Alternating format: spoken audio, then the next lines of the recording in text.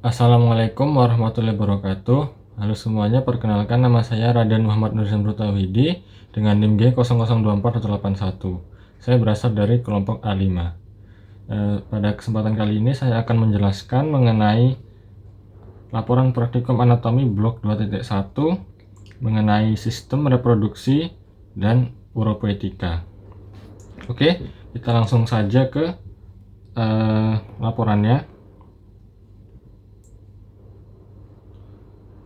Nah, di sini ada 3 topik yang akan saya bahas, yaitu yang pertama itu mengenai organa genitalia maskulina atau OGM, yang kedua adalah tentang organa genitalia feminina ataupun OGF, dan yang terakhir itu adalah organa sistem uropoetika. Next, lanjut ke laporan yang pertama. Nah, laporan yang pertama yaitu jelaskan secara runtut mekanisme ereksi dan ejakulasi. Oke, yang pertama di sini adalah ereksi. Jadi, ereksi itu adalah mengerasnya penis yang merupakan suatu peristiwa vaskuler dan dikendalikan oleh SSO, di mana dia itu jenisnya adalah parasimpatik. Nah, ereksi ini itu dipengaruhi oleh nervus di sakral 2-4. Sedangkan untuk ejakulasi itu adalah proses terjadinya pelepasan semen yang kuat dari uretra keluar yang terjadi setelah rangsangan seksual yang memadai. Nah, ini itu dipengaruhi oleh saraf simpatik. Nah, bagian ini tuh juga dipengaruhi oleh saraf di lumbal 1-3. Jadi kalau ereksi itu di sakral 2-4, kalau ejakulasi itu di lumbal 1-3. Nah, untuk mekanisme yang lebih detailnya bagaimana untuk terjadinya ereksi dan ejakulasi? Oke, di sini saya akan membahas bagian yang mekanisme dari ereksi terlebih dahulu. Jadi, ereksi itu dimulai dengan rangsangan seksual yang diterima melalui berbagai saluran, baik itu dari visual ataupun audio, dari sentuhan dan lain sebagainya, yang bisa memicu suatu rangsangan seksual begitu. Kemudian, ketika rangsangan itu diterima oleh tubuh, otak akan memprosesnya. Otak nanti akan mengirimkan sinyal melalui saraf tulang belakang menuju daerah genital melalui serangkaian proses saraf yang sangat terkoordinasi. Kemudian, sistem saraf parasimpatis, karena ini ereksi, merupakan bagian dari sistem saraf otonom yang aktif selama stimulasi seksual dan bertanggung jawab untuk proses ereksi ini. Kemudian, sistem parasimpatis ini akan mengirimkan impuls ke pembuluh darah di penis melalui serat saraf yang menuju ke area corpora cavernosa. Nah, impuls saraf ini itu adalah langkah awal untuk terjadinya ereksi. Kemudian saat impulsnya itu sudah mencapai ujung saraf di penis, neurotransmitter utama yang terlibat dalam mekanisme ereksi adalah nitric oxide ataupun NO ya, nitric oxide. Ketika saraf itu melepaskan stimulasi, mereka itu akan melepaskan NO ke dalam dinding pembuluh darah, terutama di dalam corpora cavernosa itu sendiri. Kemudian NO itu memiliki efek vasodilatasi, yaitu yang menyebabkan relaksasi otot polos yang melapisi pembuluh darah di corpora cavernosa. Nah, ini tuh memungkinkan pembuluh darahnya itu nanti akan melebar atau vasodilatasi ya, dan meningkatkan aliran darahnya ke penis. Nah, begitu nitric oxide ini dilepaskan, ia bekerja dengan cara mengaktifkan enzim guanylate cyclase yang mengubah guanosin trifosfat ataupun GTP menjadi cGMP ataupun cyclic guanosin monofosfat. Nah, cGMP ini fungsinya itu apa? Nah, dia itu bertanggung jawab untuk melakukan relaksasi otot polos pada pembuluh darah di corpora cavernosa yang memungkinkan itu nanti dia akan lebih banyak darah yang mengalir ke dalam penis, serta peningkatan aliran darah ke penis ini juga menyebabkan penis itu mengembang menjadi ereksi. Nah, ketika darah ini mengisi corpora cavernosa, terjadi kompresi antara pembuluh darah yang ada di sekitar penis, pembuluh darah vena khususnya ya. Nah, pembuluh darah vena ini tuh biasanya bertanggung jawab untuk mengalirkan darah keluar dari penis. Tapi ketika pembuluh darah ini terkompresi ataupun terjepit gitu ya, darah ini tuh nggak bisa kembali lagi ke atas, tidak bisa lagi kembali lagi ke jantung gitu. Nah, cara ini tuh akan merangkap darah yang ada dalam penis sehingga menjaga penis itu tetap berereksi. Sehingga kenapa kok saat ereksi pria itu biasanya, mohon maaf, penisnya itu bisa menegang gitu. Nah, itu karena apa? Karena pembuluh darah vena yang ada di penis itu terjepit sehingga tidak bisa mengalir dengan sempurna begitu. Nah, agar ereksi ini itu dapat terjadi dengan efektif, tubuh itu juga mengatur keseimbangan antara CGMP, dia itu yang menyebabkan relaksasi pembuluh darah, dengan AMP atau adenin monofosfat yang merangsang kontraksi otot polos itu. Kemudian proses ini tuh juga dibantu dengan yang namanya enzim fosfodiesterase 5 atau PDE5. Nah, enzim ini tuh akan berfungsi menguraikan CGMP sehingga nanti dia tuh akan menyebabkan otot polos itu terkontraksi dan pembuluh darah jadi mengecil. Jadi vasokonstriksi ya. Nah, nanti itu dia akan mengurangi aliran darah ke penis dan mengakhiri proses ereksi ini. Oke, begitu adalah alur dari bagaimana mekanisme ereksi itu dapat terjadi.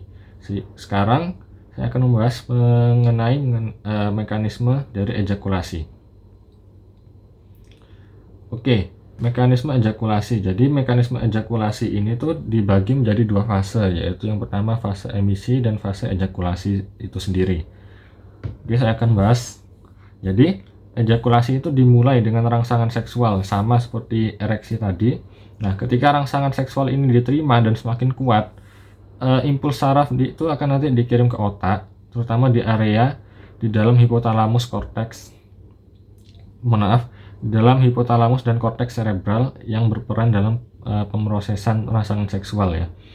Nah, otak itu nanti kemudian akan mengirimkan sinyal melalui sistem saraf simpatis ke organ reproduksi pria.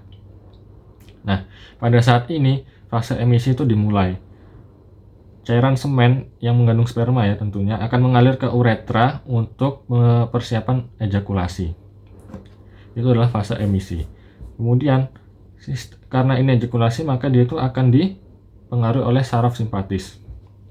Nah, pada fase emisi ini saraf simpatis itu lebih dominan.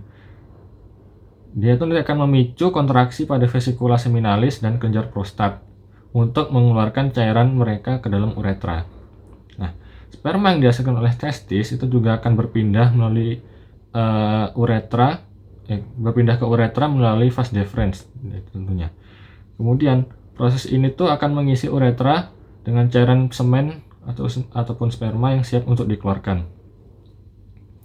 Kemudian neurotransmitter noradrenalin itu neurotransmitter utama ya yang terlibat di dalam fase emisi.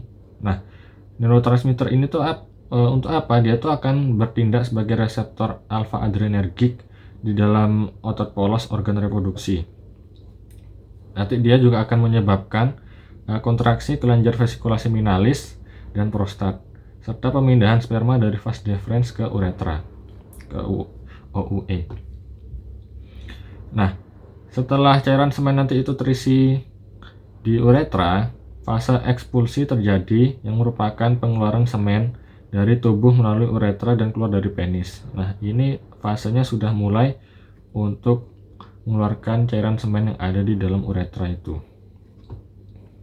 Nah, saat fase ekspulsi atau ejakulasi ini, sistem saraf parasimpatis itu mulai berperan aktif. Nah, yang akan menyebabkan kontraksi ritmik pada otot-otot sekitar dasar penis dan panggul. Nanti dia tuh akan mendorong cairan semen itu keluar melalui uretra. Nah, adapun dia tuh juga dipengaruhi oleh kontraksi-kontraksi otot pelvis floor, otot-otot perineum dan otot-otot dasar penis untuk mendorong semen keluar dari tubuh ya. Nah, ejakulasi ini seringkali disertai juga dengan sensasi orgasme yang sangat kuat sekali. Jadi begitu. Nah, neurotransmitter dalam ekspulsi ini itu adalah serotonin dan dopamin. dia itu akan memicu dan mengatur kontraksi otot yang mendorong semen untuk keluar. Nah, fungsi masing-masingnya itu untuk apa? Kalau serotonin dia tuh berperan dalam pengaturan ritme kontraksi otot, sedangkan kalau dopamin dia itu berhubungan dengan perasaan kenikmatan dan sensasi euforia saat orgasme. Jadi begitu. Jadi ketika saat seorang pria itu mendapatkan rangsangan seksual, jadi dia itu akan memulai mekanisme ereksi terlebih dahulu. Tapi jika rangsangan seksualnya itu menjadi cukup kuat, menjadi cukup banyak begitu, nanti mekanisme ejakulasi perlahan akan mulai meningkat gitu, akan mulai terjadi. Tetapi tidak semua yang mengalami ereksi itu akan mengalami ejakulasi. Nanti itu juga bisa terjadi beberapa kelainan ya dalam organa genitalia maskulina ini.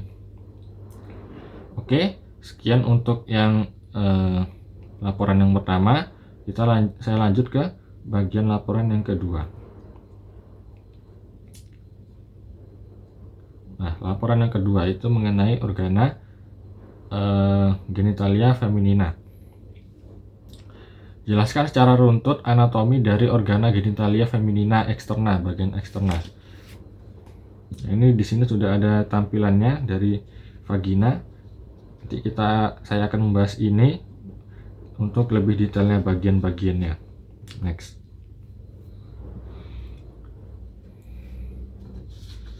Nah, ini adalah gambar dari struktur organa genitalia feminina bagian eksterna.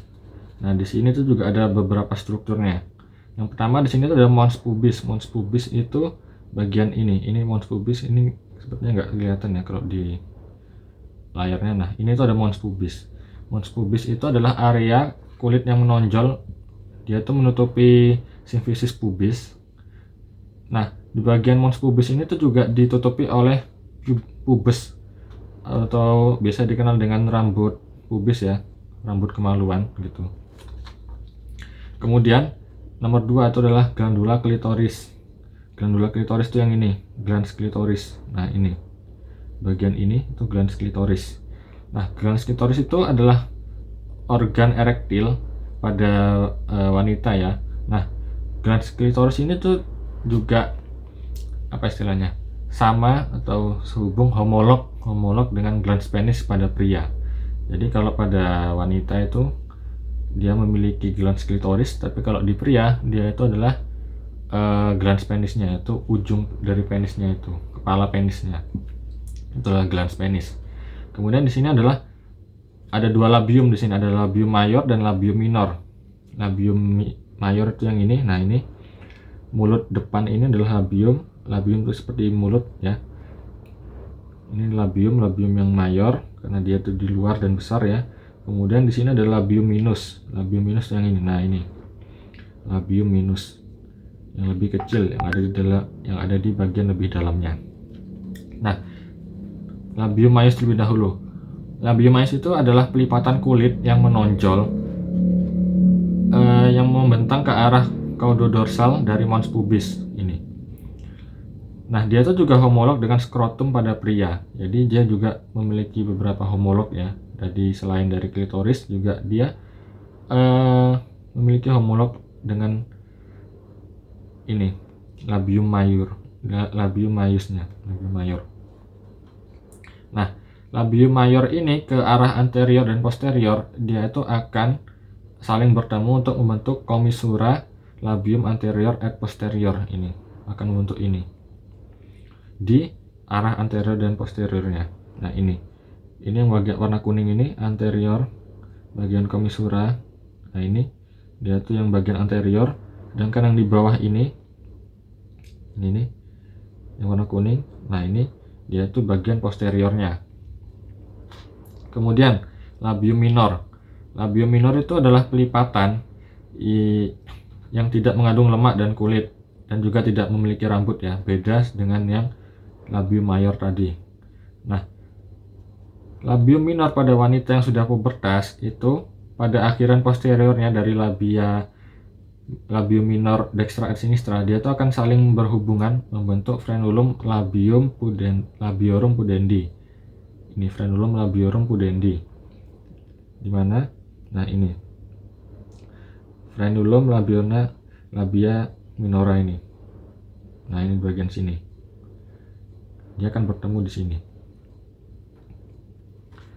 Kemudian ke arah anterior setiap labia minor itu akan terbagi menjadi, yang pertama pada bagian atas. Bagian atas dia tuh di atas klitoris akan membentuk pelipatan yang saling bertemu membentuk tutup dari glans klitoridis yang disebut dengan preputium klitoridis. Preputium klitoridis. Ya.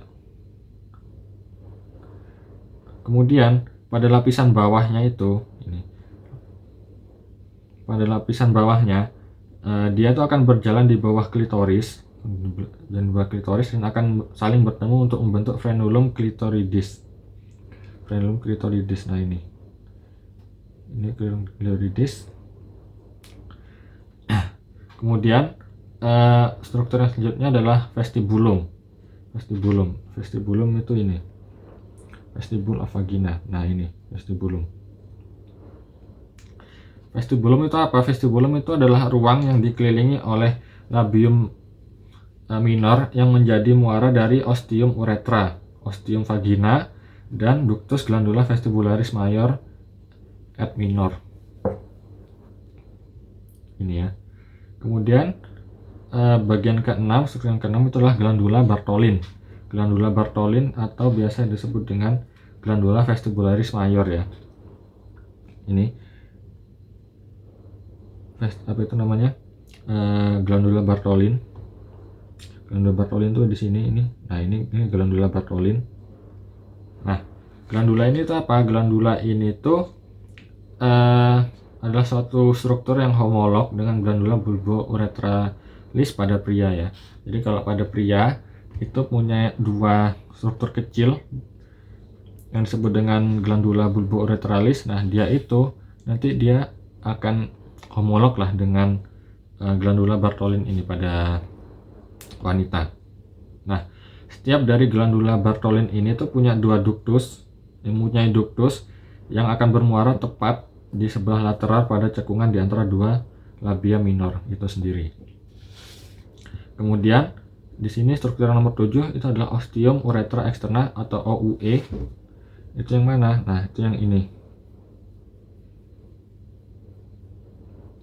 Nah, ini external uretra orifice. Nah, ini adalah OUE.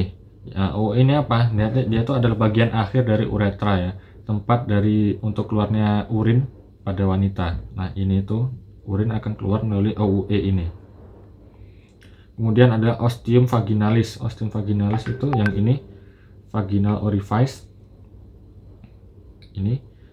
Nah, dia itu adalah bagian akhir dari vagina ya. Nanti dia bisa menjadi tempat untuk melakukan kopulasi ataupun tempat keluarnya fetus, tempat keluarnya bayi.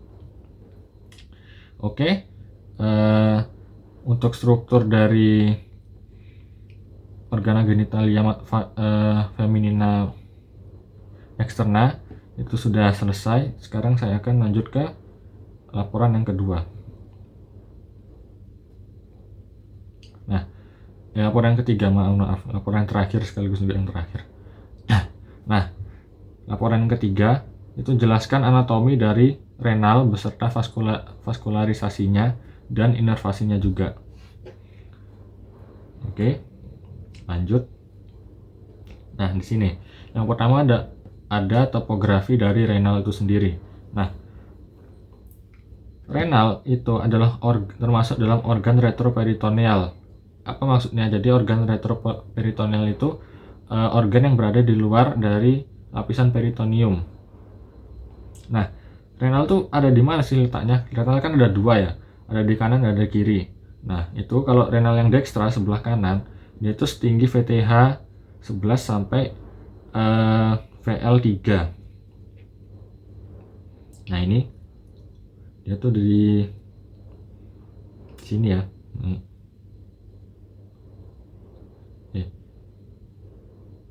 Ya, mohon maaf, ini keliru. Untuk yang renal dextra itu seharusnya lebih rendah setengah vertebrae karena nanti apa, dia tuh ada pendesakan dari heper ya. Ya mohon maaf, ini keliru, harusnya ini renal sinistra, yang ini renal dextra gitu. Lanjut.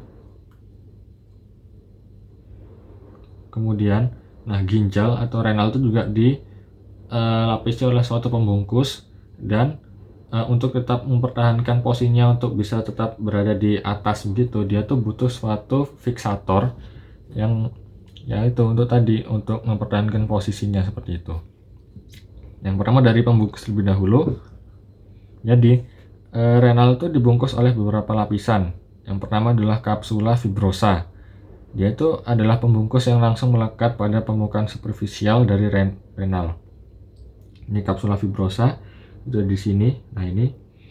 Kemudian ada perirenal adiposa, ataupun istilahnya itu adalah lemak perinefrik ya, perinefrik.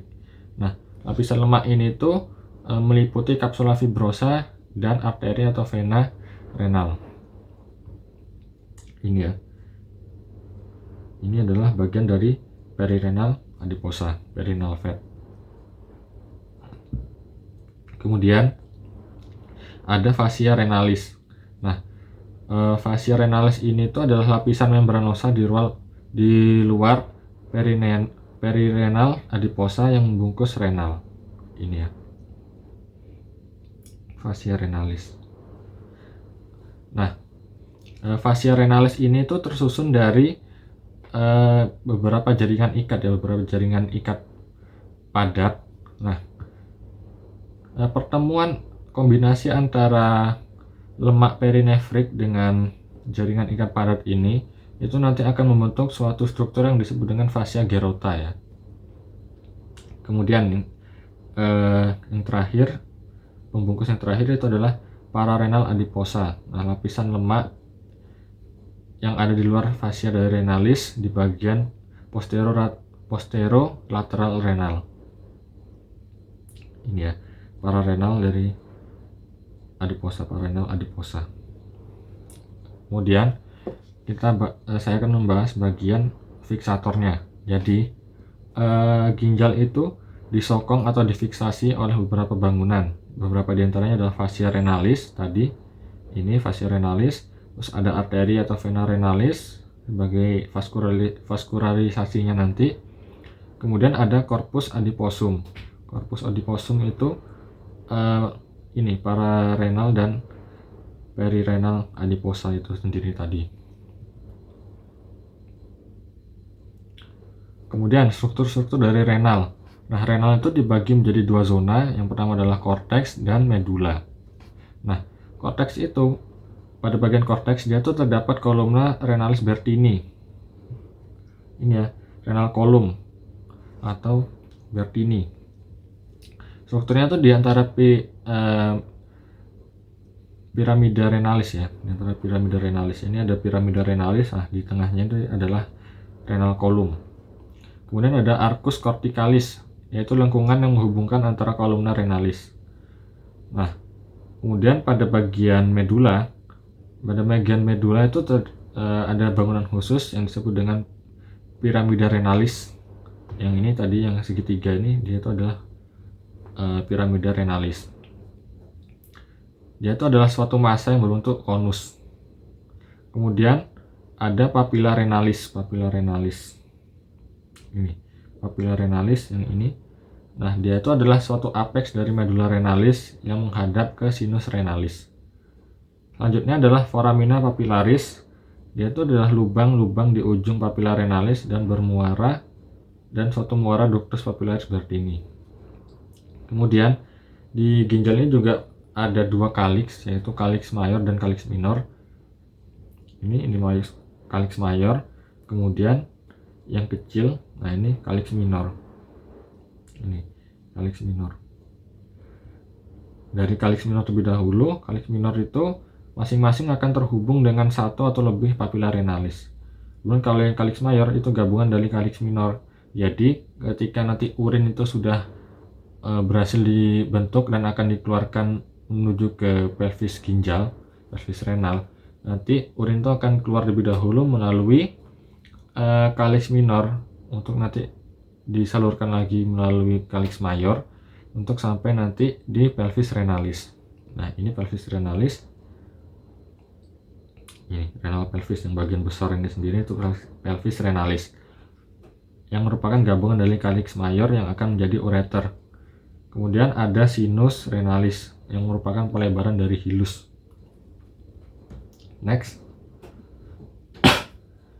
Nah, selanjutnya adalah vaskularisasi dari renal itu sendiri. Nah, renal itu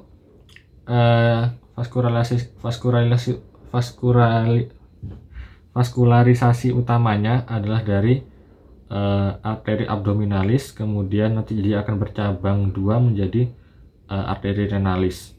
Nah, dari arteri renalis itu nanti dia akan bercabang lagi menjadi arteri segmentalis, kemudian akan bercabang lagi menjadi arteri interlobaris, akan bercabang lagi menjadi arteri arcuata, kemudian akan bercabang lagi menjadi arteri interlobularis, kemudian akan bercabang lagi menjadi arteri aferen. Nah, dari arteri aferen nanti dia tuh akan masuk membentuk suatu kapiler yang disebut dengan glomerulus. Nah, pada glomerulus inilah nanti akan terjadi yang namanya filtrasi dari plasma darah ya. Kemudian setelah dari glomerulus, darah nanti akan diteruskan ke arteri eferen. Dari arteri eferen nanti dia tuh akan langsung membentuk suatu kapiler, dua cabang ya kapiler, yaitu kapiler peritubular dan vasa recta. Nah, kapiler peritubular ini nanti itu tempat terjadinya sekresi dari tubulus collectivus dan kubulus distal. Nah, setelah melalui dari kapiler peritubularis itu langsung masuk ke situm vena. Yang pertama adalah vena interlobularis, lanjut ke vena arcuata, lanjut ke vena interlobaris, terus lanjut ke vena renalis. Nanti akan diteruskan lagi ke vena abdominalis. Gitu untuk vaskularisasi dari renal. Selanjutnya yang terakhir itu ada inervasi dari renal sendiri. Nah, renal itu diinervasi oleh plexus renalis. Ada 3 ya, ada somatik, simpatis, dan parasimpatis. Nah, yang somatik itu diinervasi oleh nervus splenici thoracici. Kalau yang simpatis, dia itu adalah nervus splenicus major et minor. Kalau yang parasimpatis, dia itu adalah nervus vagus. Nah, plexus renalis itu juga berhubungan dengan plexus testicularis. Jadi dari plexus ginjal nanti dia itu akan mempunyai hubungan ya dengan plexus yang ada di testis gitu.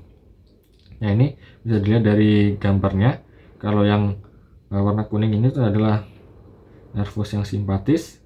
Kalau yang warna hijau ini dia itu adalah saraf nervus parasimpatis. Kemudian yang warna ungu ini dia itu adalah suatu plexus yang merupakan gabungan dari simpatis dan parasimpatis.